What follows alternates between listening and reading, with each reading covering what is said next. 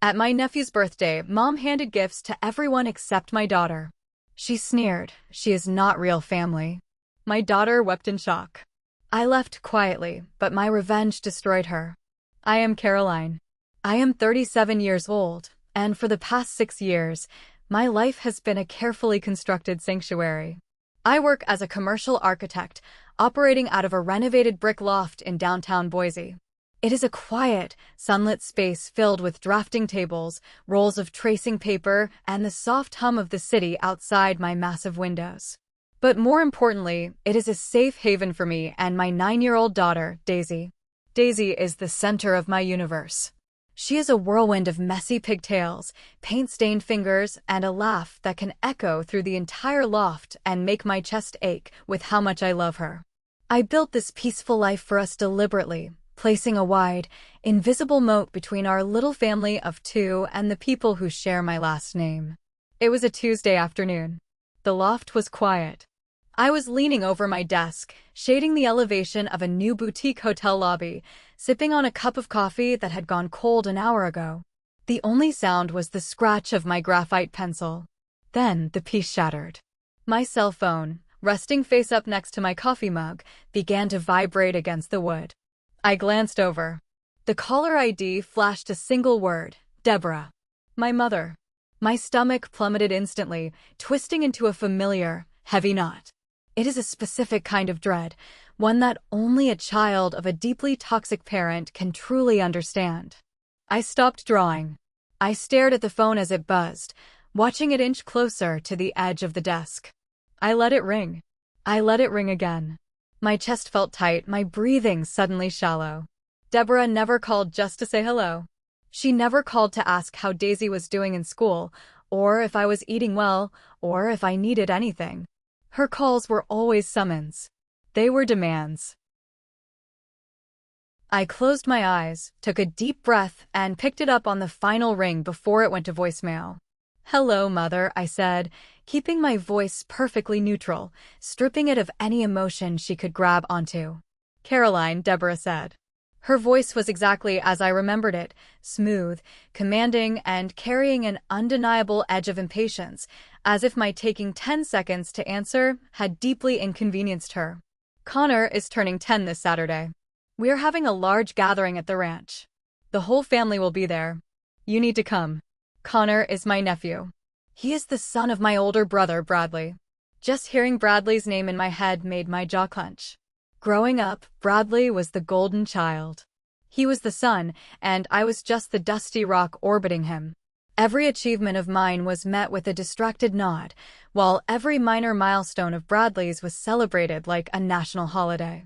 He was given a brand new car at 16. I worked the fry station at a local diner to buy a used sedan.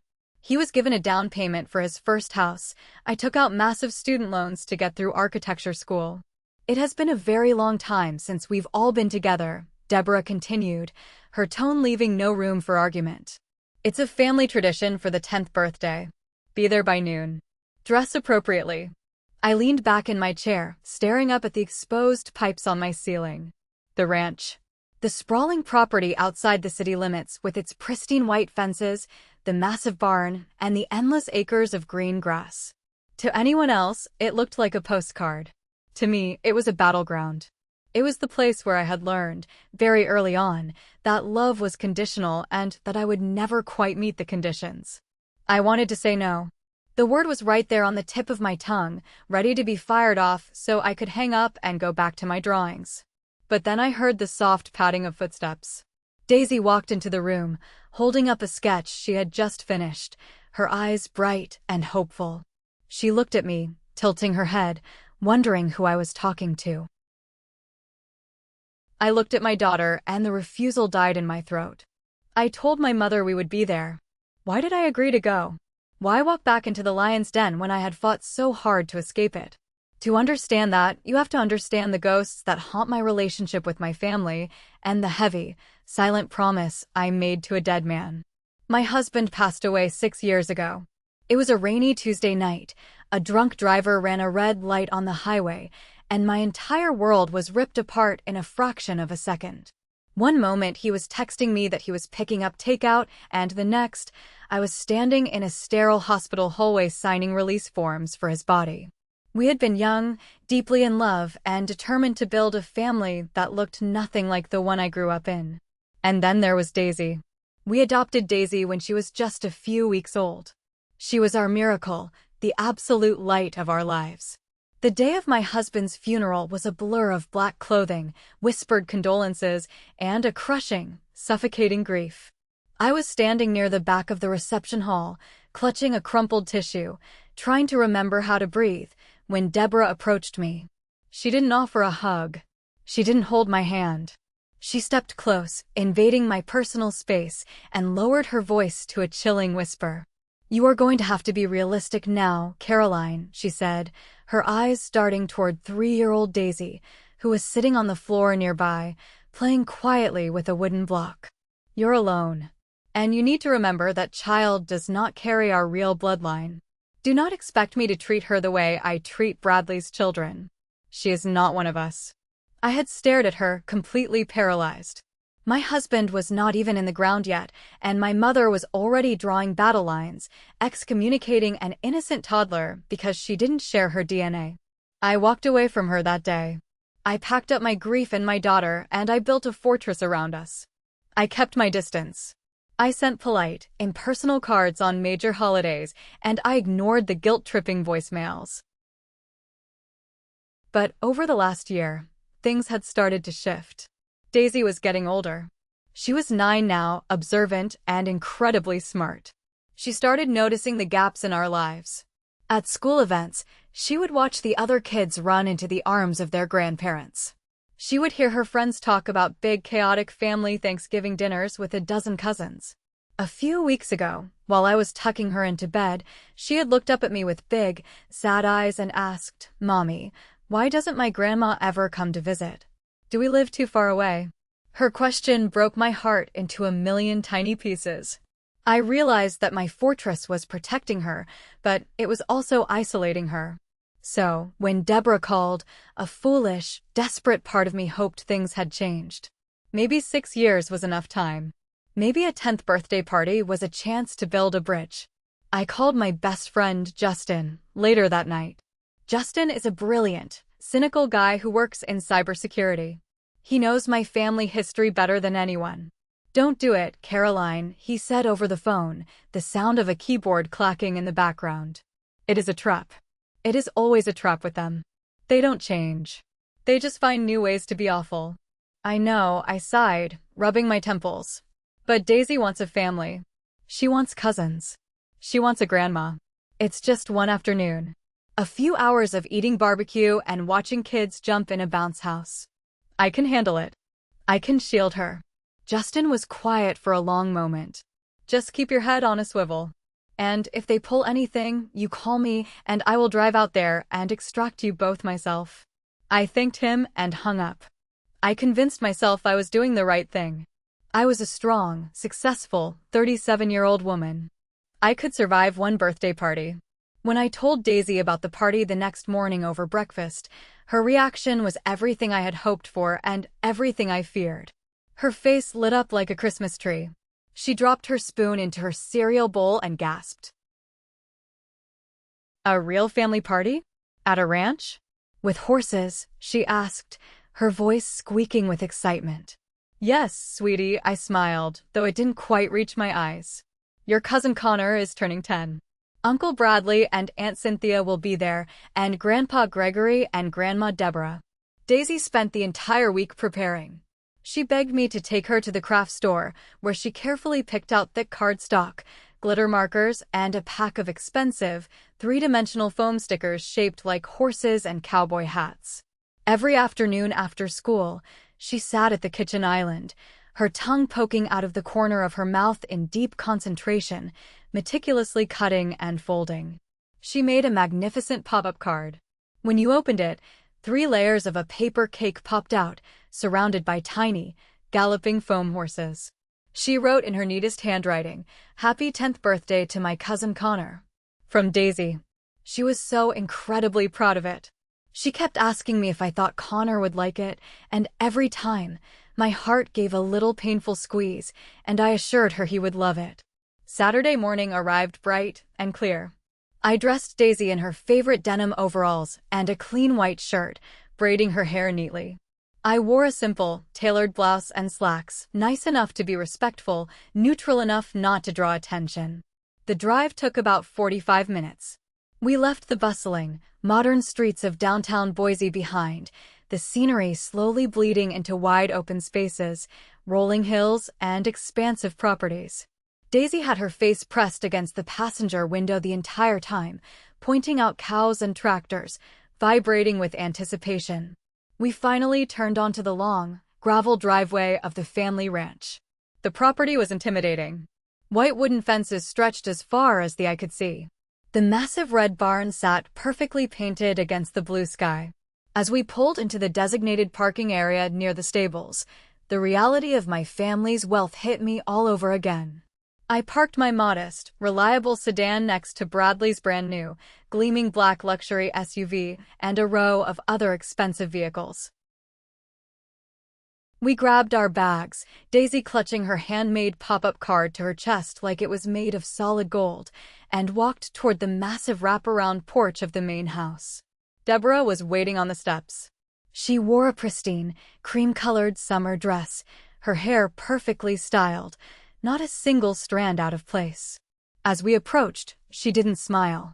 Her eyes immediately scanned me from head to toe, pausing for a fraction of a second on my shoes before moving on. "You made it," she said flatly. She offered me a stiff, one-armed hug that felt more like a physical inspection than an embrace. She barely looked at Daisy. "Hi, Grandma Deborah," Daisy chirped, stepping forward bravely. "I made this for Connor." She held out the intricate pop-up card, beaming. Deborah looked down at the card. She didn't take it immediately. She just stared at it as if someone had handed her a piece of trash.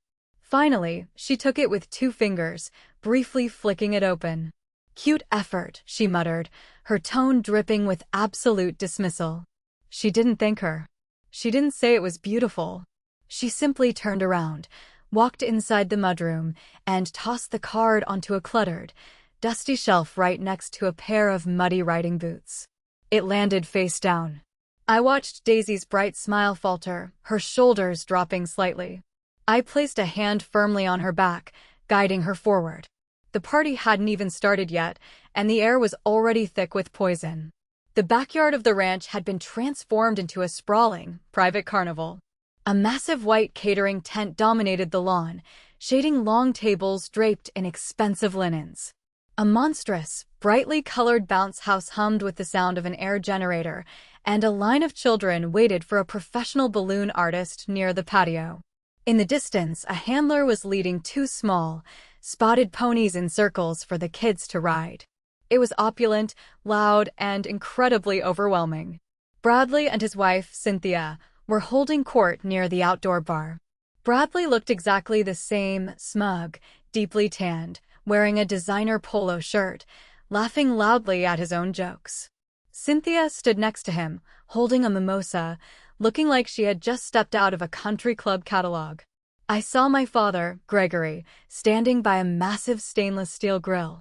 He was wearing an apron, flipping expensive cuts of meat, intentionally keeping his eyes focused on the grill grates so he wouldn't have to look at me or intervene in whatever was about to happen.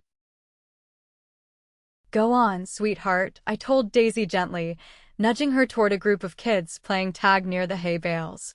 "Go have fun." Daisy ran off, a little hesitant at first, but soon she was laughing and trying to keep up. I stayed on the perimeter, holding a plastic cup of ice water, watching her like a hawk. It didn't take long for the microaggressions to start. They were small, sharp little cuts designed to bleed me out slowly. At one point, Daisy saw a small, fluffy goat in the petting zoo enclosure and walked toward the fence, her eyes wide with wonder. Deborah materialized seemingly out of thin air, stepping between Daisy and the enclosure. No, step back," Deborah said sharply, waving her hand as if shooing away a stray dog. "Those animals are expensive. Your shoes are dirty, and we don't need you tracking mud all over the nice walkways. Go play somewhere else." Daisy froze, looking down at her perfectly clean sneakers, then retreated, her cheeks flushing bright red. I started to walk over, my blood pressure spiking, but Daisy quickly distracted herself by joining a sack race, so I held my ground. I took a deep breath. Just a few more hours, I told myself. Then came lunchtime. The catering staff laid out a massive spread of food. Parents began rounding up their children, guiding them to the long, beautifully decorated tables under the tent. There were assigned name cards at every seat. I watched Bradley and Cynthia sit down with Connor and their younger daughter, Claire. I watched cousins and aunts and uncles take their places. I walked along the table with Daisy, looking for our names. We walked past the centerpieces, past the matching napkins, all the way to the very end of the long table. There were no more chairs. Daisy tugged on my sleeve, looking up at me with confused eyes. "Mommy, where do we sit?" Deborah, who was taking her seat at the head of the table, looked over. She didn't look embarrassed. She looked completely indifferent. "Oh," she said loudly, making sure the people near her could hear. "I suppose we can squeeze you in at the end." She gestured to a staff member, who disappeared into the garage and returned a moment later dragging a rusted, wobbly metal folding chair. They placed it at the very edge of the table, half off the patio grass, completely misaligned with the rest of the seating. There was no chair for me. "There you go," Deborah said, dismissing us. Daisy climbed onto the cold metal chair, her chin barely clearing the edge of the high table, sitting miles away from the laughing group of cousins in the center. I stood behind her, my hands gripping the back of that rusty chair so hard my knuckles turned white. The disrespect was so blatant, so aggressively intentional, that it took every ounce of my self-control not to flip the table over. I squeezed my eyes shut. I just needed to survive until the cake. Right as people were finishing their plates, I felt a sharp vibration in my pocket. I pulled out my phone. It was an emergency call from my biggest client, a commercial developer based in Seattle. They were pitching a massive lobby renovation to an investor board on Monday, and there was a critical error in the structural blueprints I had sent over. It had to be fixed immediately. I cursed silently. The timing was terrible, but I couldn't ignore a $1 million project. I leaned down and kissed the top of Daisy's head. "Sweetie, Mommy has a work emergency," I whispered. "I need to go on my computer for just a little bit. Stay right here, play with the other kids, and I will be back before they cut the cake." "Okay. Okay, Mommy," she said, her mouth full of potato chips. I grabbed my heavy tote bag from the car and slipped into the main house through the side door. The house was enormous, filled with expensive, impersonal art and antique furniture. I found a guest bedroom down a long hallway, far away from the noise of the backyard. It was a cold, perfectly staged room that looked like nobody had ever actually slept in it. I set my laptop on the heavy oak dresser, connected to my mobile hotspot, and booted up my drafting software. A moment later, I was on a Zoom call with 3 panicked developers in Seattle. The next 40 minutes were excruciating. The connection lagged. The client was frantic, demanding real-time changes to the load-bearing columns on the digital blueprint. I had to force a calm, professional smile onto my face, talking them through the structural math, adjusting lines on the screen, acting as if I were sitting in a corporate boardroom instead of hiding in a hostel house. But even with the bedroom door closed and the air conditioning humming, I could not escape my family. Through the walls, the muffled sounds of the party filtered in. I heard the booming, arrogant laughter of my brother Bradley. I heard the clinking of glasses. I heard the collective cheer as someone won a yard game. They were having the time of their lives out there. They were a family celebrating, entirely oblivious to the fact that I was locked in a room, entirely unconcerned that my daughter was sitting out there on a rusted metal chair. The stark contrast made my chest ache. Here I was, a highly educated professional trusted to design massive commercial structures, a woman who had pulled herself out of the wreckage of tragedy to build a secure life, and in this house, I was nothing. I was a nuisance. Finally, after what felt like an eternity, the client approved the final renders. They thanked me profusely and ended the call. I closed my laptop, shoved it back into my tote bag, and rubbed my tired eyes. I took a deep breath, pasted a neutral expression back onto my face, and prepared to go back out into the war zone. I just needed to collect Daisy, watch Connor blow out his candles, and then I could take my little girl home. I walked out the side door, expecting to hear the chaotic noise of kids screaming in the bounce house or the collective singing of Happy Birthday. Instead, the backyard was strangely quiet. The background music had been turned off. All the adults were standing in a wide circle on the manicured lawn. The kids were gathered in the center. I quickened my pace, scanning the crowd for Daisy's denim overalls. I didn't see her in the circle. Panic flared in my chest. I pushed past a group of neighbors and scanned the perimeter of the yard. Then I saw her. Daisy was sitting completely alone on the wooden steps of the back porch, far away from the crowd. Her knees were pulled tightly to her chest. Her face was buried in her arms. Her small shoulders were shaking violently. My heart stopped. I dropped my heavy tote bag onto the grass and sprinted over to her. I dropped to my knees on the hard wood, pulling her into my arms. Her face was red, her eyes swollen, and she was gasping for air, choking on her own tears. "Daisy, baby, what happened?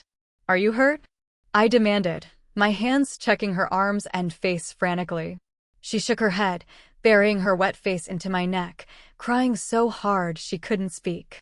I held her tight, looking up at the crowd. No one was looking at us. They were all focused on the center of the lawn. "Tell me what happened," I pleaded, keeping my voice steady to ground her. Daisy took a ragged, shuddering breath.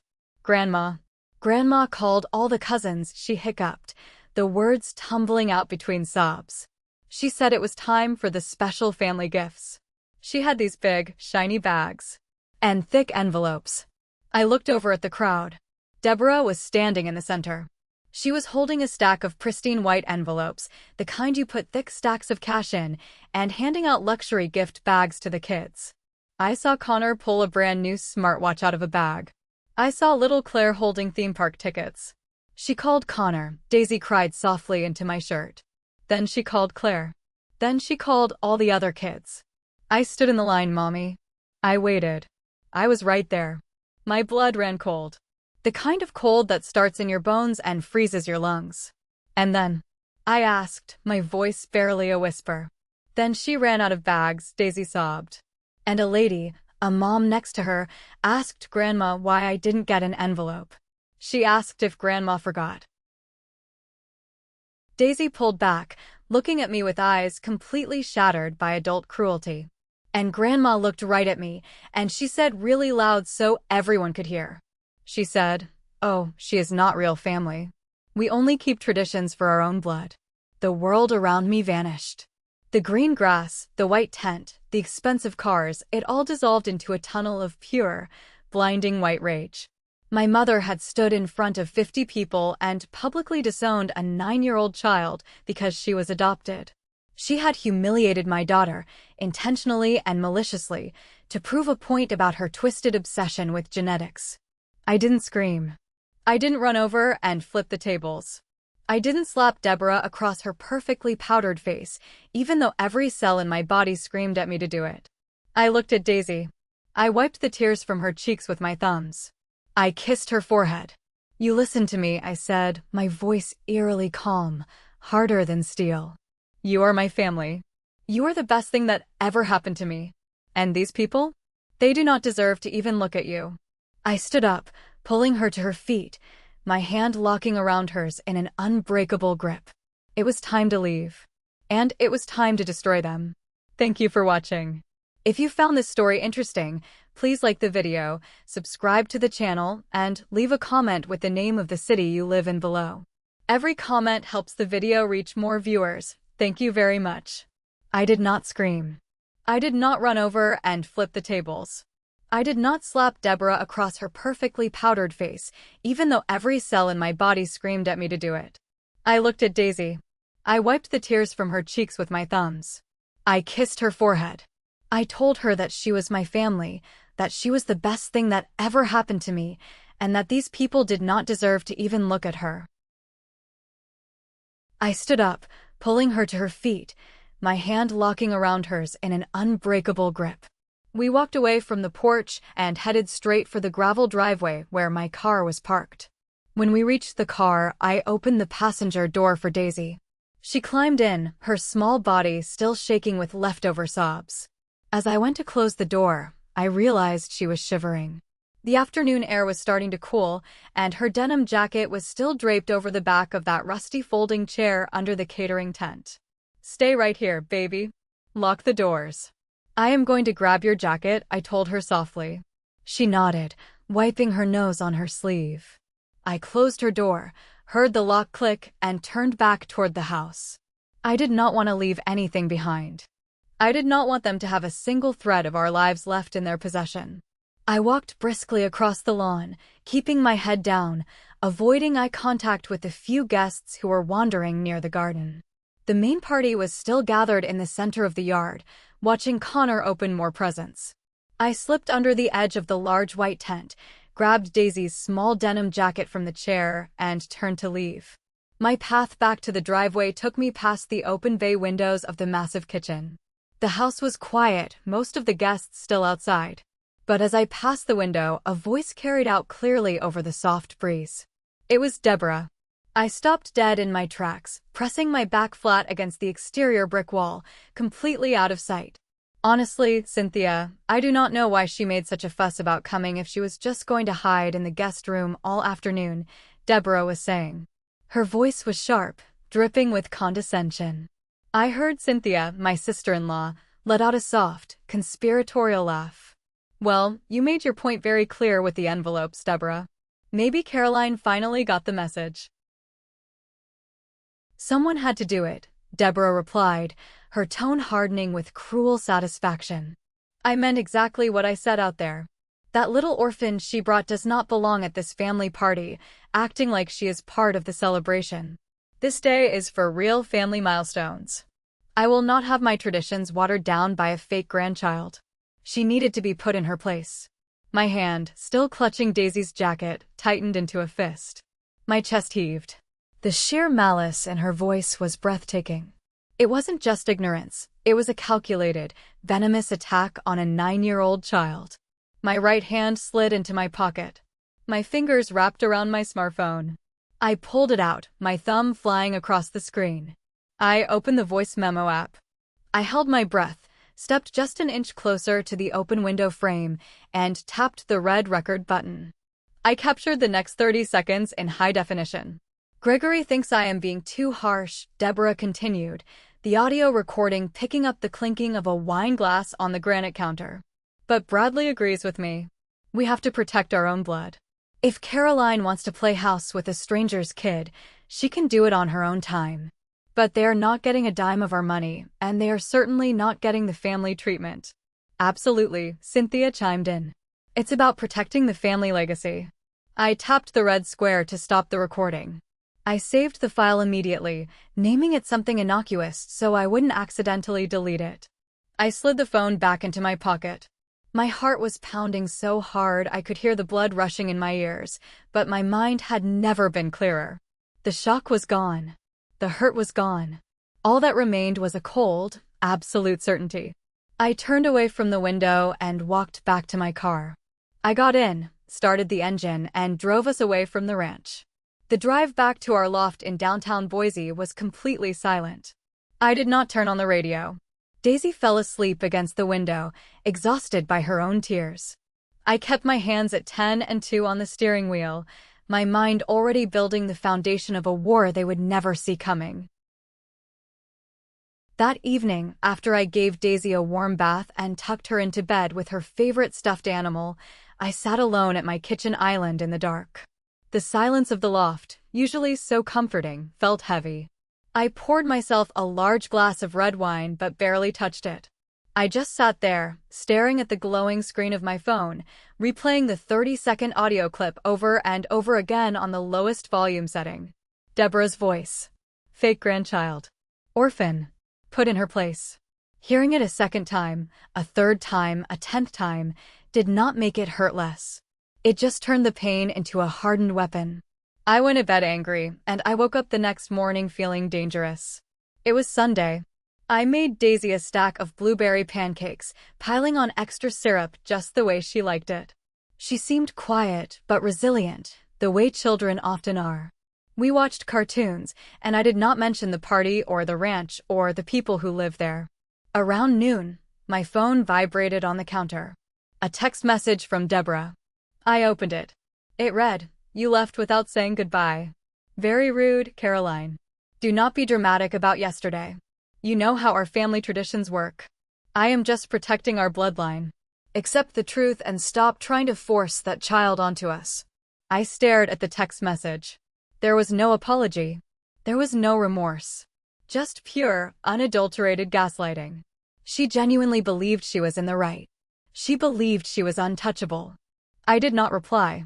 I deleted the message thread, but not before taking a screenshot.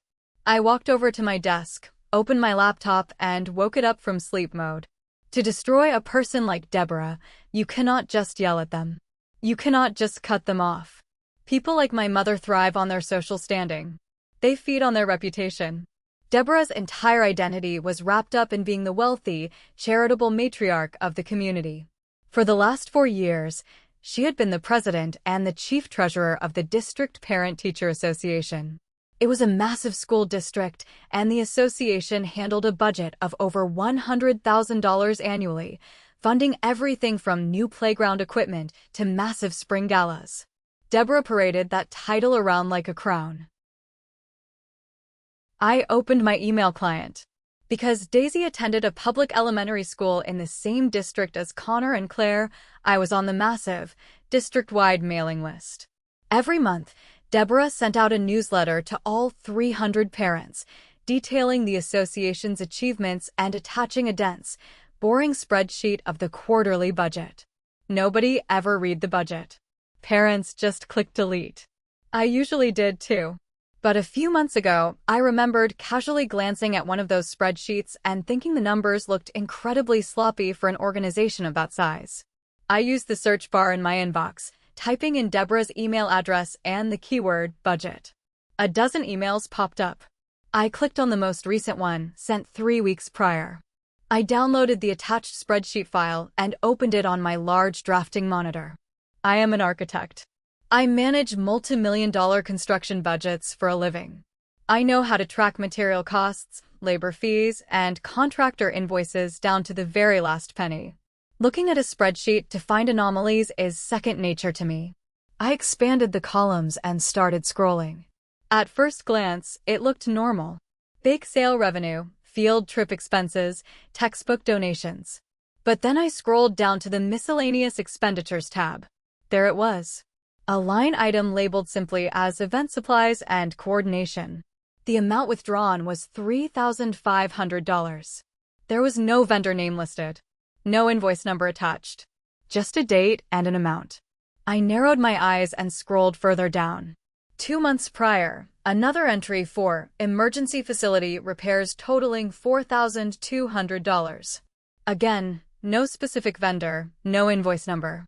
I opened a blank document and started copying and pasting every single vague, undocumented withdrawal I could find over the last 12 months. The numbers kept climbing.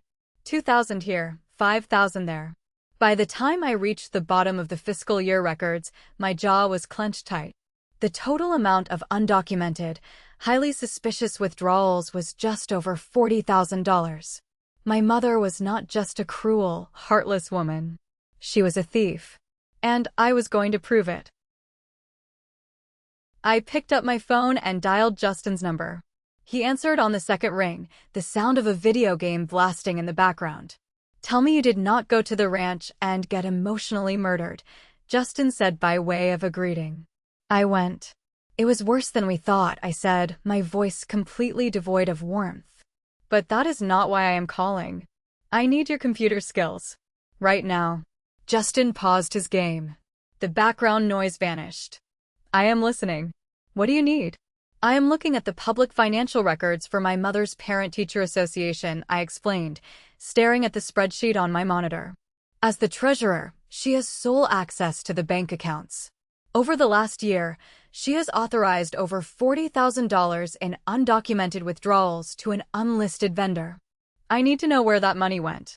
Send me the files, Justin said, his tone instantly shifting from casual friend to absolute professional. Give me an hour.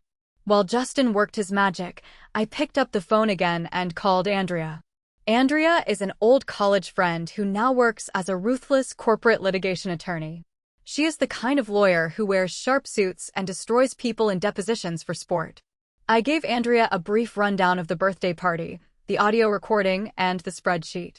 Caroline, this is felony territory, Andrea said, her voice crackling over the speakerphone. If she is siphoning funds from a registered nonprofit educational association, she is looking at serious jail time. But we need hard proof of where the money landed.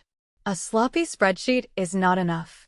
We need a paper trail connecting her directly to the stolen cash. Justin is pulling the routing data now, I told her. An hour later, my laptop pinged with an encrypted message from Justin. He had bypassed the basic security on the school district's public portal and accessed the cleared check images from the association's bank. I opened the file Justin sent me, keeping Andrea on the phone.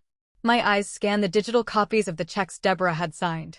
They were all made out to a company called Apex Management Solutions Limited Liability Company.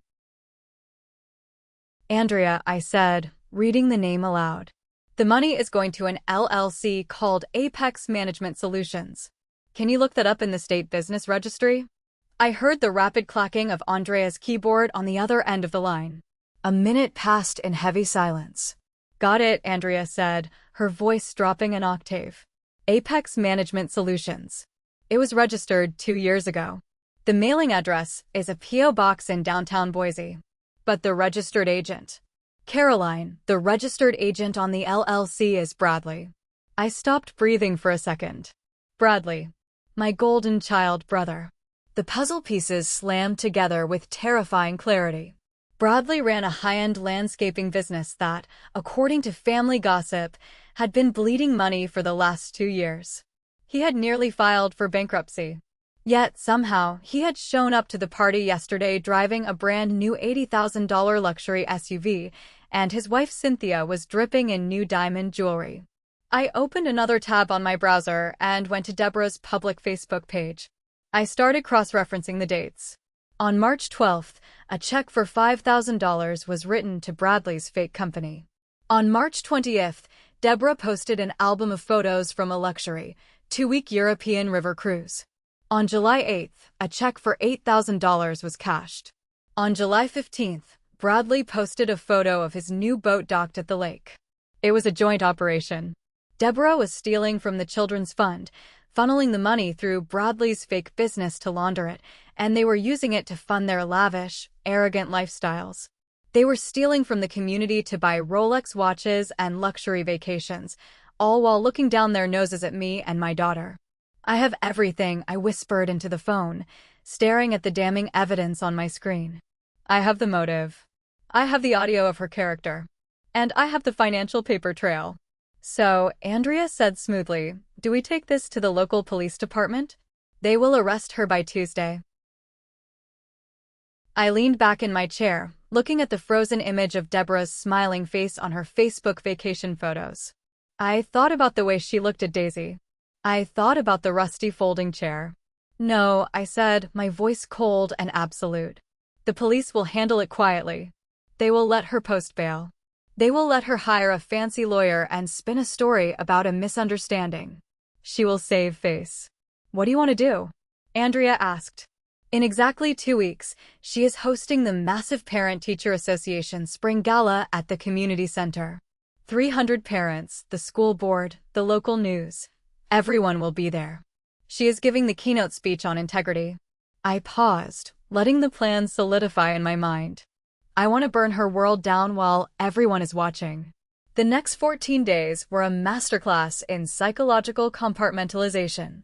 To the outside world, I was just Caroline, the busy architect, the devoted mother. I drove Daisy to school, I packed her lunches with little handwritten notes, I attended my design meetings, and I drank my coffee. But beneath that calm surface, I was a machine running on pure, refined vengeance. My father, Gregory, tried to call me twice during that first week. I let both calls go to voicemail. His messages were pathetic, nervous ramblings, asking me to just be the bigger person and not tear the family apart over a misunderstanding. I deleted them without a second thought. He had stood by the grill and flipped burgers while his wife emotionally abused a child. He was just as guilty as the rest of them. Every night, after Daisy was asleep, I sat at my computer with Andrea on a secure video call. We were not just compiling evidence, we were building an inescapable legal and social trap. We called it the dossier. If we are going to drop this publicly, it has to be bulletproof, Andrea explained one night, sipping a glass of scotch on her end of the camera. If there is even one hole in the timeline, Deborah will use her influence to dismiss it as a jealous smear campaign by an estranged daughter. We have to make the math undeniable. And so we did. The final document we created was a masterpiece of destruction. It was a 50-page digital file. The first section contained side-by-side screenshots. On the left, the official school association bank statements showing the exact dates and amounts transferred to Apex Management Solutions. On the right, the state registry documents proving Bradley owned that company, followed by photographs from their own social media accounts showing them purchasing luxury goods within days of the stolen funds clearing the bank. The math was brutal. $42,500 in total. Stolen from bake sales, stolen from textbook drives, stolen from the parents of the community. But the financials were only the body of the bomb. The detonator was the audio file. Andrea helped me embed the 30-second voice recording directly into the digital document. I made sure to edit out the background noise so Deborah's voice was crystal clear. We placed it on the very first page of the file, right beneath a bold, red headline that read, "The true character of your association president." When people read numbers, they get angry, Andrea said, reviewing the final draft. But when they hear that audio, when they hear a grown woman calling a child a fake grandchild and talking about protecting the bloodline while simultaneously stealing their money, they will riot, Caroline. This will destroy her reputation permanently. That is exactly the point, I replied, saving the final file to a secure, encrypted USB drive. I looked at the calendar on my wall. The spring gala was only 3 days away. I felt no guilt. I felt no hesitation. I just felt ready. You cannot just send a mass email from your personal Gmail account and expect to walk away clean. If Deborah or Bradley traced the email back to me before the police got involved, they would try to file an injunction or claim I had hacked them. The strike had to be completely anonymous, untraceable, and devastatingly sudden. That was where Justin came in. On Thursday evening, the day before the gala, I drove across town to Justin's apartment. His living room looked like a server farm, filled with glowing monitors, tangled wires, and the hum of cooling fans. "All right, let's build a ghost," Justin said, cracking his knuckles as I handed him the encrypted USB drive containing the dossier. I sat on his couch, watching as his fingers flew across his mechanical keyboard. He didn't just create a fake email address, he built a digital fortress. He routed our connection through a virtual private network based in 3 different countries, masking our location entirely. He then set up an encrypted email account through a secure server based in Switzerland. The sender name was simply listed as Concerned District Whistleblower. "Okay, the account is live and untraceable," Justin announced, taking a sip of his energy drink. "Now we need the target list." I pulled out a printed sheet of paper from my tote bag. I want maximum collateral damage. I do not just want the parents to see this. I want the people who hold her accountable to see it at the exact same time. Justin nodded, his eyes scanning my list. He spent the next 2 hours scraping the public directories. He pulled the email addresses of all 300 parents in the elementary school network. He pulled the direct contact information for the superintendent of the school district, the entire board of education, the local police department's fraud and embezzlement division, and the news desks of all 3 local television stations in Boise. He loaded all 347 email addresses into the blind carbon copy section of the draft. I handed him the text for the body of the email. It was short, professional, and completely devoid of emotion. It read, to the parents, board members, and authorities of the district. Attached is undeniable proof of a massive financial embezzlement scheme orchestrated by your current association president, Deborah, in collusion with her son, Bradley. Over $40,000 of community funds have been stolen to finance personal luxury expenses. Furthermore, the attached audio file demonstrates the toxic and discriminatory character of the president. The authorities have been copied on this communication. Please review the attached evidence. Justin attached the massive, 50-page digital dossier to the draft. The loading bar crawled across the screen, turning green when the file was secured. "It is loaded," Justin said, stepping back from the keyboard and gesturing toward the screen. "It is sitting in the outbox. All you have to do is hit send." I looked at the glowing blue button on the screen. It looked so small, so insignificant, for something that was about to end a family dynasty. "I am not sending it now," I told him, pulling a secondary laptop from my bag. "Sync this account to my burner laptop. I am sending it tomorrow night, at exactly 8 o'clock. Justin grinned, a slightly terrified but impressed look on his face. During her speech, "You are a stone-cold killer, Caroline." "No," I replied, packing up my things. "I am just a mother protecting her child." Saturday night arrived. The weather in Boise was beautiful, a cool, crisp spring evening. Across town, at the massive downtown community center, the annual Parent-Teacher Association Spring Gala was in full swing. Based on the itinerary that had been emailed out weeks ago, I knew exactly what was happening in that building. I knew the grand ballroom was decorated with expensive floral arrangements paid for by the parents. I knew there was a silent auction happening in the lobby, featuring donated gift baskets and weekend getaways. I knew the parents were dressed in their finest evening wear, sipping champagne and chatting amiably. And I knew that my mother, Deborah, was floating through that room in a designer gown, soaking up the admiration, shaking hands, and playing the role of the benevolent, wealthy savior of the public school system. Bradley and Cynthia were likely there too, standing by the open bar, showing off watches bought with stolen bake sale money. I was not there. I was sitting in the living room of my loft, wearing oversized sweatpants and a comfortable old college t-shirt. The fireplace was turned on, casting a warm, orange glow across the brick walls. Daisy was sitting on the rug a few feet away, intensely focused on building a massive, complicated castle out of plastic building blocks. "Mommy, look," Daisy called out, holding up a small plastic knight. "I am putting the guards on the highest tower to protect the kingdom." I smiled, a genuine, relaxed smile. "That is a very smart strategy, baby. Keep the kingdom safe." I was safe. She was safe. I sat cross-legged on my sofa, the burner laptop resting on my coffee table. The screen was open to the encrypted email account. The draft was open. The cursor was hovering directly over the send button. I glanced at the digital clock on the top right corner of the screen. It read 7:55 in the evening. According to the official gala schedule, the dinner service was concluding right now. The lights in the grand ballroom would be dimming. The superintendent would be stepping up to the microphone to introduce the guest of honor. He would talk about her dedication, her flawless record, her generous spirit. 7:57. Deborah would be walking up the steps to the stage. The crowd of 300 people would be clapping politely. She would adjust the microphone, look out over the sea of faces, and pull out her prepared index cards. She would start talking about integrity. She would talk about the importance of community, of sacrifice, and of doing what is right for the children. 7:59. I took a deep breath.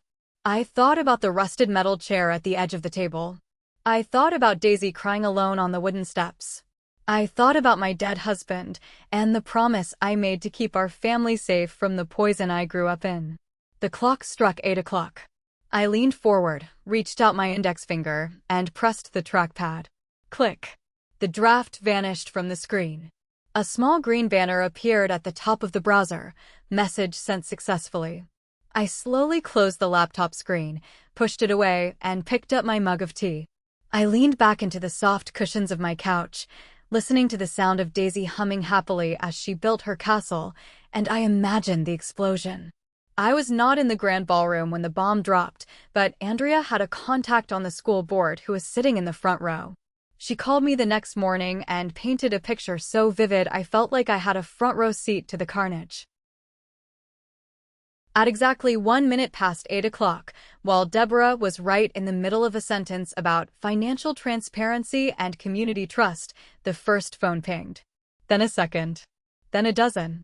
Within 30 seconds, a wave of chimes, buzzes, and notification bells swept across the quiet, dimly lit ballroom. People instinctively reached into their purses and suit pockets. Andrea's contact told her that a man sitting at table 4 opened the email first. He read the bold headline. He saw the bank statements. And then, without thinking about his volume, he clicked on the embedded audio file. Because the room was completely silent, listening to the speech, the audio played clearly from his phone speaker. That little orphan she brought does not belong at this family party. Deborah's own voice, cruel and unmistakable, echoed into the sudden, dead silence of the ballroom. Deborah stopped speaking mid-sentence. She stared out at the crowd, her face turning a sickly shade of chalk white. Chaos erupted. 300 parents were suddenly staring at their screens, scrolling through 50 pages of undeniable, catastrophic evidence. They saw the thousands of dollars they had donated for art supplies and playground equipment being funneled into an LLC owned by the woman's son. They saw the pictures of Bradley's new boat.